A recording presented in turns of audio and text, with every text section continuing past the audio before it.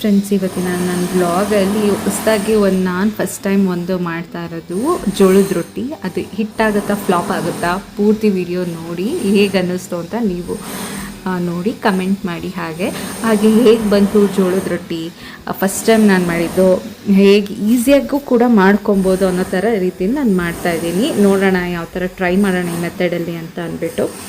Okay, ಇವಾಗ ನಾನು ಹುಳ್ಳಿಕಾಯಿ ಪಲ್ಯ ಮಾಡೋದಕ್ಕೆ ಅದಕ್ಕೆ ಹುಳ್ಳಿಕಾಯಿ ಎಲ್ಲ ತೆಗೆದಿಟ್ಕೊಂಡಿದ್ದೆ. ನನ್ನ ಮಗ ಅದು ಬೇಕು ಅಂತ ಹತ್ಕೊಂಡು ಬಂದ. ಅದು ಬೇಕೇ ಬೇಕು, ನಾನು ಆಟ ಆಡೋಕ್ಕೆ ಹಿಂಗೆ ಅಂತ ಎಲ್ಲ ಆಟ ಮಾಡಿಕೊಂಡು ಅವನಿಗೂ ಇವಾಗ ಹುಳ್ಳಿಕಾಯಿ ಬಿಡಿಸ್ಕೊಂಡು ಪಕ್ಕದಲ್ಲಿ ಕುಂಡಿಸ್ಕೊಂಡು ಅವನ ಜೊತೆಗೂ ಅವನಿಗೆ ಅದನ್ನು ಆಟ ಆಡೋಕ್ಕೆ ಅವನಿಗೂ ಕೊಟ್ಟಿದ್ದೀನಿ. ಸೊ ಅದಕ್ಕೆ ಇವಾಗ ಸೈಲೆಂಟಾಗಿದ್ದಾನೆ.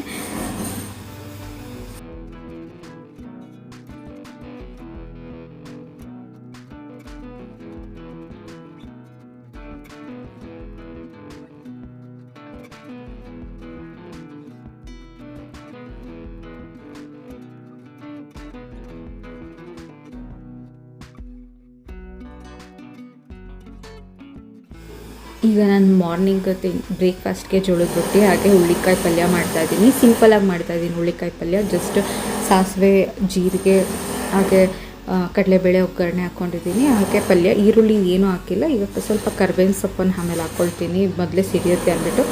ಮೊದಲು ಇವಾಗ ಬ್ರೇಕ್ಫಾಸ್ಟ್ಗೆ ನಾನು ಗಂಜಿ ಕುಡಿತೀನಿ ಸ್ವಲ್ಪ.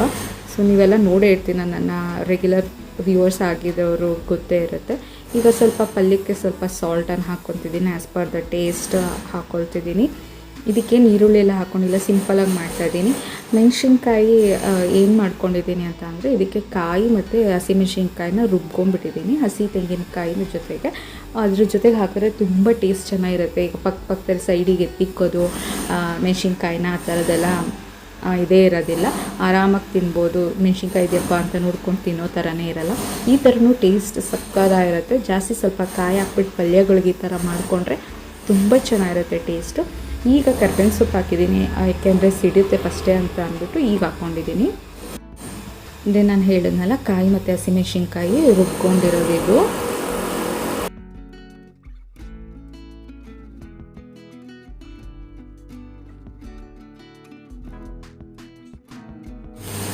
ತುಂಬ ನುಣ್ಣಗೆ ರುಬ್ಕೊಂಡಿಲ್ಲ, ಜಾಸ್ತಿ ತರಿನೂ ಇಲ್ಲ, ಒಂದು ಮೀಡಿಯಮ್ ರೇಂಜಲ್ಲಿ ಆ ಥರ ರುಬ್ಕೊಂಡಿದ್ದೀನಿ. ತುಂಬ ಚೆನ್ನಾಗಿರುತ್ತೆ. ಈ ಥರ ಟ್ರೈ ಮಾಡಿ, ಕಾಳುಗಳಿಗೆಲ್ಲ ಮಾಡಿದ್ರೆ ತುಂಬ ಚೆನ್ನಾಗಿರುತ್ತೆ ಈ ಥರ. ಆವಾಗವಾಗ ಸ್ವಲ್ಪ ಕೈ ಆಡಿಸ್ಕೊತಿರ್ತೀನಿ, ಸೀದೋಗ್ಬಿಡುತ್ತೆ ಅಂತ. ಇದು ಹಸಿ ಕಾಯಿ, ಇವಾಗ ಕಾಯಿ ಹೊಡೆದ್ನಲ್ಲ, ಅದರಲ್ಲಿ ಸ್ವಲ್ಪ ಟೆಂಡರ್ ಜ್ಯೂಸಿ ಥರ ಇರುತ್ತೆ, ಅದು ತಿನ್ನೋಕ್ಕೆ ಚೆನ್ನಾಗಿರುತ್ತೆ ಅಂತ ಒಂದೆರಡು ಪೀಸ್ ಇಟ್ಟಿದ್ದೀನಿ. ಹಾಗೆ ಇದನ್ನು ತೆಂಗಿನಕಾಯಿ ನಾವೇನು ರುಬ್ಕೊಂಡಿದ್ದೀವಿ ಅದನ್ನು ಹಾಕ್ಬಿಟ್ಟು ಸ್ವಲ್ಪ ನೀರನ್ನು ಹಾಕ್ಬಿಟ್ಟು ಇದನ್ನು ಹಾಗೆ ಲೋ ಫ್ಲೇಮಲ್ಲಿ ಇಟ್ಬಿಟ್ಟು ಮುಚ್ಚಿಡ್ತೀನಿ.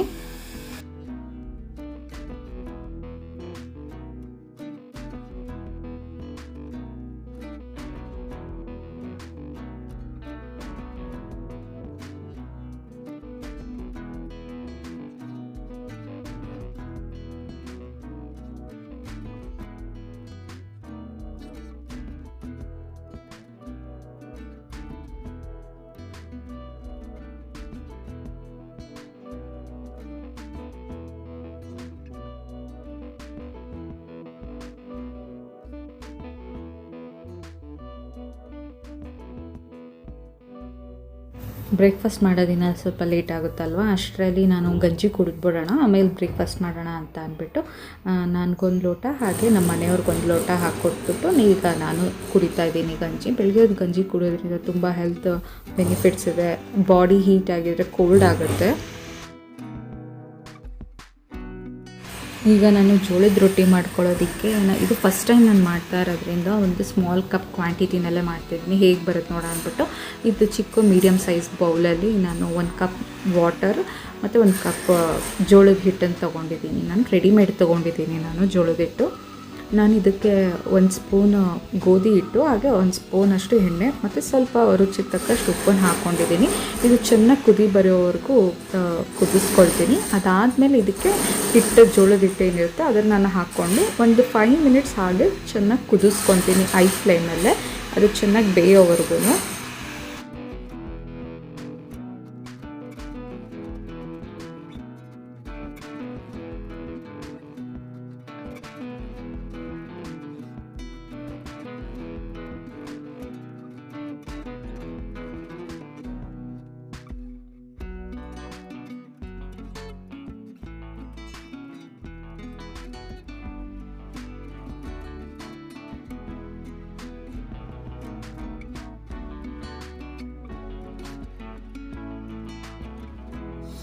ಇವಾಗ ನಾನು ನೀಟಾಗೆಲ್ಲ ತಿರುಗ್ಕೊಳ್ತಾ ಇದ್ದೀನಿ. ಗಟ್ಟಿನಲ್ಲೇ ವುಡನ್ ಸ್ಪೂನಲ್ಲಿ ಹಿಂದೆಗಡೆ ಸ್ಪ್ಯಾಚುಲ ಇರುತ್ತಲ್ಲ ಅದರಲ್ಲಿಂದ ಎಲ್ಲ ನೀಟಾಗಿ ಮಿಕ್ಸ್ ಮಾಡ್ಕೊತಾ ಇದ್ದೀನಿ. ಇದಾದಮೇಲೆ ಒಂದು ದೊಡ್ಡ ಪಾತ್ರೆಗೆ ಟ್ರಾನ್ಸ್ಫರ್ ಮಾಡಿಕೊಂಡು ಅದು ನೀಟಾಗಿ ಕೈಯಲ್ಲಿ ಚೆನ್ನಾಗಿ ನಾದ್ಕೊಬೇಕು. ನಾನು ಸ್ವಲ್ಪನೇ ವಾಟರ್ ಹಾಕ್ಕೊಂಡು ಚೆನ್ನಾಗಿ ನಾದ್ಕೊಳ್ತೀನಿ.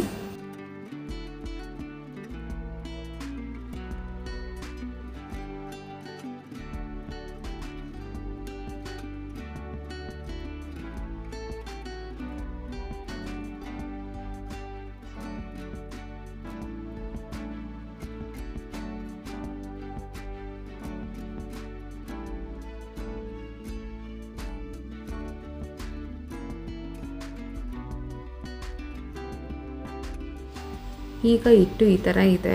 ಸ್ವಲ್ಪ ಇನ್ನು ನೀರು ಹಾಕಬೇಕು. ಇದಕ್ಕೆ ಸ್ವಲ್ಪ ಬಿಸಿನೀರು ಹಾಕ್ಕೊಂಡು ತೋಬೆಚ್ಚಿಗಿರೋ ನೀರನ್ನ ಹಾಕ್ಕೊಂಡು ಸ್ವಲ್ಪ ಚಿಮುಗಿಸ್ಕೊಂಡು ಎಷ್ಟು ಬೇಕೋ ಅಷ್ಟು ನಾನು ನೀಟಾಗಿ ಚಪಾತಿ ಹಿಟ್ಟಿನ ಥರ ಕಲಿಸ್ಕೊಳ್ತೀನಿ. ಹಾಗೆ ಚೆನ್ನಾಗಿ ನಾದ್ಕೊಳ್ತೀನಿ.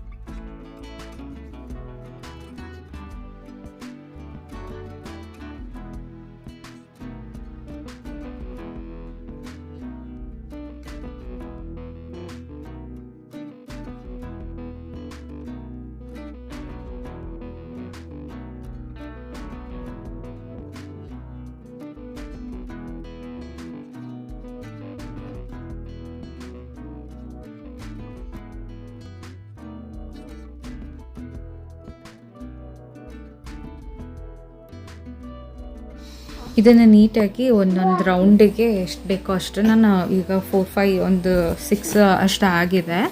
ಇದನ್ನು ನಾನು ಒಂದು ನೀಟಾಗಿ ಈ ಥರ ಹಿಂಗೆ ತಟ್ಕೊಂಡು ಒಂದು ರೌಂಡ್ ಮಾಡಿ ಇಟ್ಕೊಂಡಿದ್ದೀನಿ. ನನ್ನ ಮಗ ನೋಡಿ ಹೆಂಗೆ ಆಟ ಆಡ್ತಿದ್ದಾನೆ.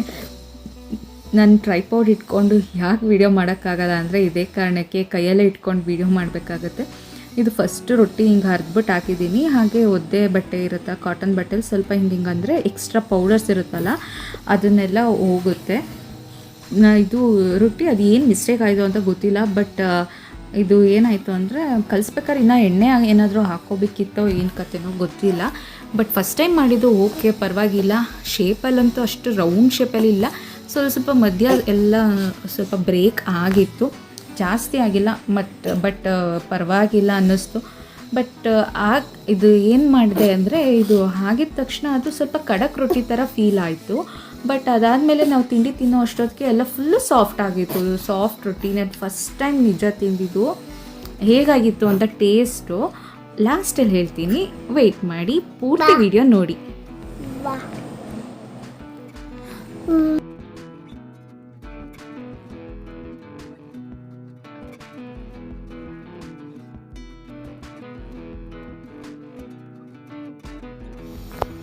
ಇದು ಸೆಕೆಂಡ್ ರೊಟ್ಟಿ. ಇದು ನೋಡಿ, ಇದು ಸ್ವಲ್ಪ ಎಲ್ಲ ಉಬ್ತಾ ಇದೆ ನೀಟಾಗೆಲ್ಲ. ಇದು ಫಸ್ಟ್ ಟೈಮ್ ಮಾಡ್ತಿರೋದಲ್ವ, ಬಟ್ ಫಸ್ಟ್ ಟೈಮೇ ಇಷ್ಟು ನೀಟಾಗೆಲ್ಲ ಬರ್ತಾ ಇದೆ ಅನ್ನೋದು ನನಗೂ ಇನ್ನೂ ತುಂಬ ಖುಷಿನೇ ಆಗ್ತಾ ಇದೆ. ಬಟ್ ಶೇಪ್ ಇಲ್ಲ ಇರ್ಬೋದು. ನನ್ನ ಮಗ ವಾಯ್ಸ್ ಓವರ್ ಕೊಡ್ಬೇಕಾದ್ರೆ ಮಧ್ಯ ಅವನು ಮಾತಾಡ್ತಾ ಇದ್ದಾನೆ ಕಿಟಕಿಟಾಗಿ ಹಾಂ ಅಂತ ಅಂದ್ಬಿಟ್ಟು. ಇದನ್ನು ಏನು ಫಸ್ಟ್ ನಾನು ಮಾಡಿದ್ದೀನೋ ನಿಜವಾಗ್ಲೂ ನನಗೆ ಒಂದು ಸ್ವಲ್ಪ ಗ್ರೇಟ್ನೆಸ್ ಫೀಲ್ ಆಗ್ತಾಯಿತ್ತು. ಫಸ್ಟ್ ಟೈಮ್ ಮಾಡಿದ್ದು ಪರವಾಗಿಲ್ವಲ್ಲ, ಓಕೆ ಚೆನ್ನಾಗಿ ಬಂದಿದೆ. ಲಾಸ್ಟಲ್ಲಿ ರಿಸಲ್ಟ್ ಏನಾಯಿತು, ನಮ್ಮ ಯಜಮಾನ್ರು ತಿಂದ್ಬಿಟ್ಟು ಏನಂದರು ಮತ್ತು ನಾನು ತಿಂದಾಗ ಏನು ಫೀಲ್ ಆಯಿತು ಅನ್ನೋದನ್ನು ನೋಡಿ.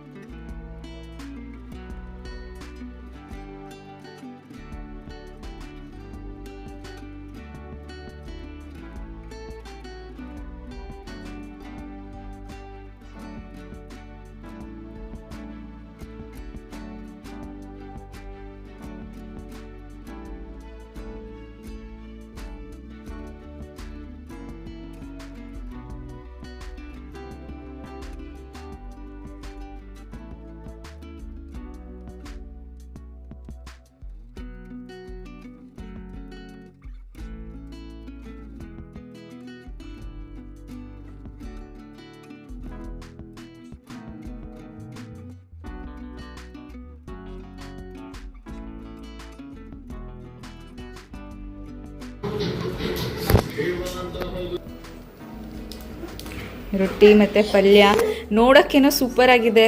ಇವಾಗ ಸಾಫ್ಟ್ ಆಗಿದೆ. ಆವಾಗಲೇ ಗಟ್ಟಿ ಗಟ್ಟಿ ಅನ್ನಿಸ್ತಿತ್ತು, ಇವಾಗ ಸಾಫ್ಟಾಗಿ ಬಂದಿದೆ. ಹೇಗಿದೆ ರೀ?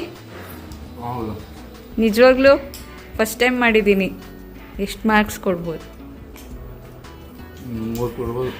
3 ಅಷ್ಟೇನಾ? ಚೆನ್ನಾಗೇ ಇದೆಯಲ್ಲ ನೋಡೋಕ್ಕೆ. ಅದಕ್ಕೆ 3? ಅವರು ಸುಮ್ಮನೆ ತಮಾಷೆಗೆ ಹಾಗೆ ಹೇಳ್ತಾ ಇದ್ರು, ನನಗೆ ರೇಗ್ಸೋದಕ್ಕೋಸ್ಕರ ಅಷ್ಟೇ. ಆದರೆ ತುಂಬ ಚೆನ್ನಾಗಿ ಆಟ ಆಡ್ತಿದ್ದಾನೆ. ಎಲ್ಲ ಎಳ್ಕೊಬಂದು ಪ್ಯಾಂಟ್ ಬೇಡ ಅಂತ ಹಾಕಿಸ್ಕೊಳ್ಳೇ ಇಲ್ಲ. ಎಷ್ಟು ಆಟ ಸಾಮಾನು ತಂದು ಕೊಟ್ಟರು ನನ್ನ ಮಗ ಇದನ್ನೇ ಆಡೋದು. ಚಾರ್ವಿಕ್, ಏನು ಮಾಡ್ತಿದ್ದೀರಾ ಚಾರ್ವಿಕ್? Smile please. ಚಾರ್ವಿಕ್, ಏ ಚೆರಿ Charvik, smile please, smile please. ನಮ್ಮ ಮನೆಯವರು ತಿಂಡಿ ತಿಂತಿದ್ರು, ಅದಕ್ಕೆ ಇವನ್ನ ನಾನು ನೋಡ್ಕೊತಿದ್ದೆ. ಇಲ್ಲಾಂದರೆ ತಿಂಡಿ ತಿನ್ನೋಕ್ಕೆ ಬಿಡೋದಿಲ್ಲ. ಅವ್ರ ಅಪ್ಪನಿಗೆ ಹಠ ಮಾಡ್ತಾನೆ, ನನಗೂ ತಿನ್ನಿಸು ಅನ್ನೋ ಥರ ಹೋಗಿ ಅಲ್ಲೇ ನಿಂತ್ಕೊತಾನೆ. ಅವಾಗ ನಮಗೂ ಒಂಥರ ಆಗುತ್ತೆ ತಿನ್ಬೇಕಾದ್ರೆ, ಅವ್ನು ತಿನ್ನೋಕ್ಕಾಗಲ್ವಲ್ಲ ಇನ್ನು. ಅದಕ್ಕೇ ನಾನು ಆಟ ಆಡಿಸ್ತಾ ಇದ್ದೆ.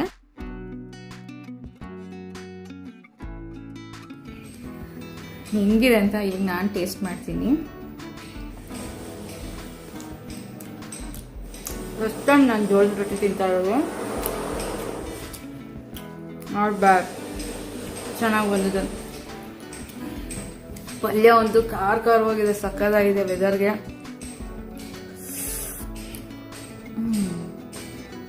ಸಕ್ಕತ್ತಾಗಿ ಬಂದಿದೆ. ನಮ್ಗಾಗೋ ರೆಡಿ ಆಗಿದ್ದಾರೆ. ಅವತ್ತು ನಾವು ಹೋಗೋಕೆ ಬಿಡ್ತಾ ಇಲ್ಲ ಪಾಪು.